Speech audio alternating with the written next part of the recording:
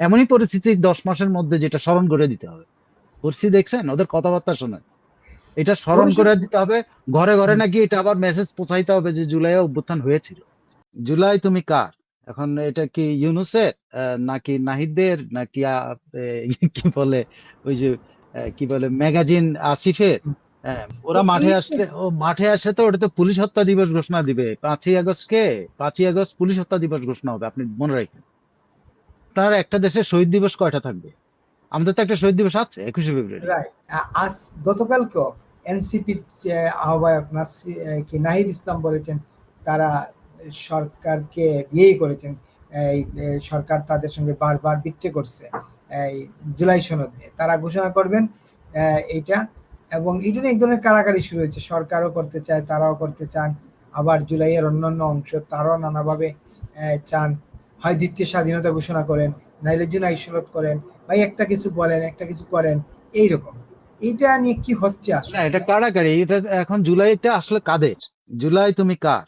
এখন এটা কি ইউনূসের নাকি নাহিদদের নাকি কি বলে ওই যে কি বলে ম্যাগাজিন আসিফের? হ্যাঁ, ম্যাগাজিন আসিফের নাকি কার? জুলাই তুমি কার, এখন এটা আলাদা। আপনি দেখলেন যে ওদের শিবিরের সাবেক শিবিররা যে অর্গানাইজেশনটা একটা বানাচ্ছে না, কি যেন, বাপ হ্যাঁ, না আপ আপ? আপ বাপ না বাংলাদেশ। বাপ? আপ বাপ বাপ। বাংলাদেশ। ও আচ্ছা, ওই up up. Up Bangladesh. Up বাপ আমি কিছু আরো হবে মনে আর করছেন কি। এটা বাপ আর কি। হ্যাঁ, বাংলাদেশ। বাংলাদেশ এরকম নিশ্চয়ই তা না, তাই না? বাংলাদেশ হ্যাঁ, হ্যাঁ। কি বলে, বাংলাদেশ আওয়ামী পার্টি বাপ, এটা কিছু একটা ওরা করছে। আচ্ছা, ওরাও দেখলাম যে ওরা আবার আলাদা করে জুলাই ঘোষণা, জুলাইয়ের পুরা ইয়ে তাদের কর্মসূচি আলাদা ঘোষণা করছে। এদিকে দেখলাম যে এনসিপিরা ঘোষণা করেছে, এদিকে ইয়েরা সরকার আলাদাভাবে জুলাই ব্যাপী কর্মসূচি। এবং সরকার, আমি আপনাকে বলেছিলাম যে এই জুলাই মাসে দেখেন যে আইন শৃঙ্খলা পরিস্থিতি খারাপ হবে। এইটাই কিন্তু গতকাল আইন শৃঙ্খলা কমিটির মিটিং এ কিন্তু এটা হয়েছে। কারণ আইন শৃঙ্খলা বাহিনী স্বরাষ্ট্র উপদেষ্টার নিজের কথাই বলেছেন যে আইন শৃঙ্খলা বাহিনীকে এখন অতিমাত্রায় মনোযোগী হইতে হবে এইসব কর্মসূচি। মানে এই কর্মসূচি পাহারা দেওয়ার জন্য কিন্তু পুলিশ কিন্তু এখন মোতায়েন থাকবে। সো সারা দেশে কি হবে আমি জানি না, মানে এটাকে আরো একটা মানে ধর্ষণের মহোৎসবে পরিণত করবে কিনা তারা, বা এই সুযোগ করে দেবে কিনা এই পুরা 36 দিনের ইয়ে দিয়ে। তবে এই পুরা 36 দিন এখন কাড়াকাড়ি শুরু হয়ে গেছে, বা 365 দিনের মধ্যে আপনি 36 দিন এখন থেকে আলাদা রাখা উচিত আমাদের ক্যালেন্ডারের মধ্যে, যেটা নিয়ে সবাই এটার অধিকার। আমি এতে দেখলাম যে 371, তাহলে বিএনপিও 371, 371 দিন। হ্যাঁ, বিএনপিও দেখলাম আলাদা কর্মসূচি ঘোষণা করছে। জামাত করছে কিনা আমি জানি না। সবাই মানে এই জুলাই আমার, জুলাই আমার বলে জুলাই নিয়ে কারাগারি শুরু করছে। আবার আরেকদিকে একটা ব্যাপার আছে, এনসিপির সাবেক নেত্রী বা এখনকার নেত্রী, আপনার মনে আছে ওই যে বিহারিদেরকে নিয়ে যে হ্যাঁ, হ্যাঁ, রমজানের সময় যে ইফতার মেয়েটা রমজানে, ওই যে হ্যাঁ, হ্যাঁ, পাকিস্তানি অ্যাম্বাসাডারের সাথে ছবি তুলে যে নাম হ্যাঁ, উড়ালো, হ্যাঁ, হ্যাঁ। ওর নাম কি? সে ওর নাম দেখলাম তো একটা আমি ভিডিও আজকে মেসেজ দেখলাম, পাঠিয়েছে। ভিডিও বের হয়েছে। হ্যাঁ, সে ভিডিও মেসেজ দিয়েছে, সে বলছে এটা সরকারের ইটা হইতে হবে, হ্যাঁ, এটা কোনো দলের না। মানে এনসিপি যেটা তাদের তারা জুলাই ঘোষণা এনসিপি দিতে পারবে না, ও ইশতেহার দিতে পারবে না, অমুক দিতে পারবে না, তমুক দিতে পারবে না, এগুলা সে নিয়ে একটা মোটামুটি চোখ রাঙিয়ে, যেরকম সে পুলিশের প্রতি চোখ রাঙিয়ে কথা বলতো না। হ্যাঁ, এত সুন্দর মেয়েটা কিন্তু এমন চোখ রাঙানি দেয়, তারা দেখলে ভয়ই লাগে। হ্যাঁ, তো হ্যাঁ, সে দেখলাম যে ও, চোখ রাঙিয়ে রাঙিয়ে কিন্তু বিবৃতি দিচ্ছে যে এইটা কিন্তু এনসিপির বিরুদ্ধে। হ্যাঁ, বা ওই যে একটা ভিডিও বিহারিদের সাথে। সমকাল, হ্যাঁ, একটা ভিডিও সমকালে পোস্ট হয়েছে, ছোট একটা ক্লিপ দেখলাম দেখলাম। দেখলাম হ্যাঁ, এই আর সেটাই। কি। এখন তাদের মধ্যে এটা পুরা কাড়াকাড়ি চলতেছে, কে কোনটা কি করবে, কে ঠ্যাং নিবে, কে মাথা নিবে, কে চোখ নিবে, কে লেজ নিবে, কে হাত নিয়ে যাবে, এই আর কি এখন এটা চলতেছে। আবার অপর পক্ষে যারা মনে করেন যাদেরকে সরকার এখন বাদ দিয়েই জাতীয় ঐক্য করতে চাচ্ছে, সেই পক্ষ যারা বাদ পক্ষ, তারা তো জুলাইকে বলছেন জুলাই একটা ষড়যন্ত্রের মাস, পুলিশ হত্যার মাস, এবং জুলাইয়ের হচ্ছে জঙ্গি হামলার মাস, জুলাই হচ্ছে সন্ত্রাসীদের দ্বারা জিম্মি মাস, গুজবের মাস।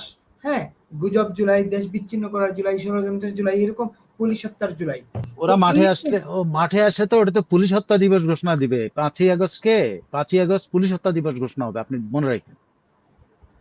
হ্যাঁ, না, অলরেডি আপনার তো এটা আপনার একটা এইরকম একটা আপ- ইয়ে বাইর হয়েছে তো। আপনার একটা দেশের শহীদ দিবস কয়টা থাকবে?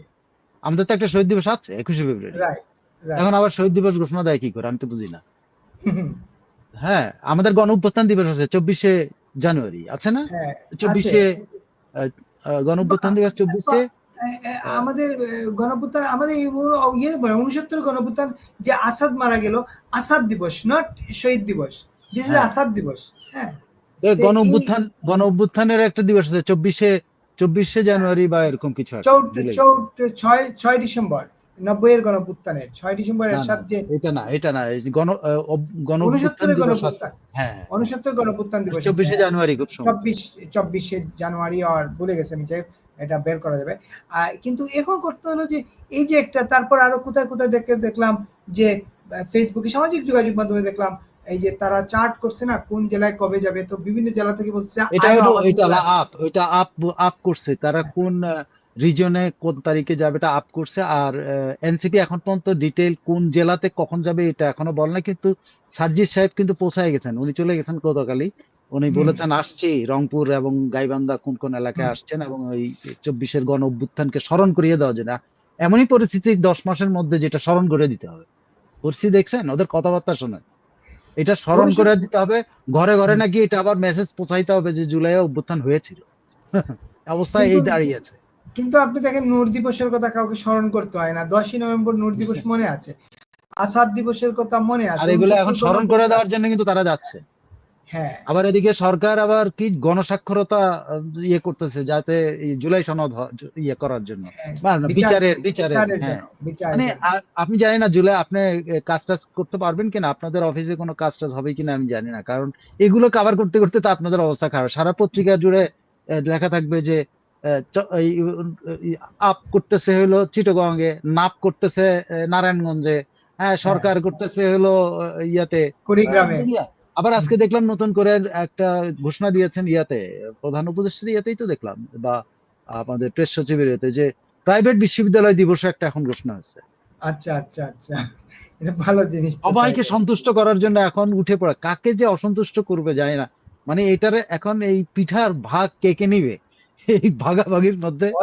অলরেডি শহীদ মিনার দখল করে নিচ্ছে ছাত্র দল, জুলাই শহীদদের স্মরণে সেখানে মোমবাতি প্রজ্বলন হচ্ছে শহীদ মিনারে। হ্যাঁ হয়ে গেছে না, হ্যাঁ অলরেডি ছাত্রদল দখলে নিয়েছে। এখন কে কোনটা দখলে নিবে এটা একটা ব্যাপার আছে। জুলাইয়ে কে কোন অংশ, কেউ প্রেস ক্লাবের অংশ, কেউ শহীদ মিনার, কেউ সচিবালয়, কেউ কি সংসদ ভবন, কেউ, সবাই তো ব্যস্ত।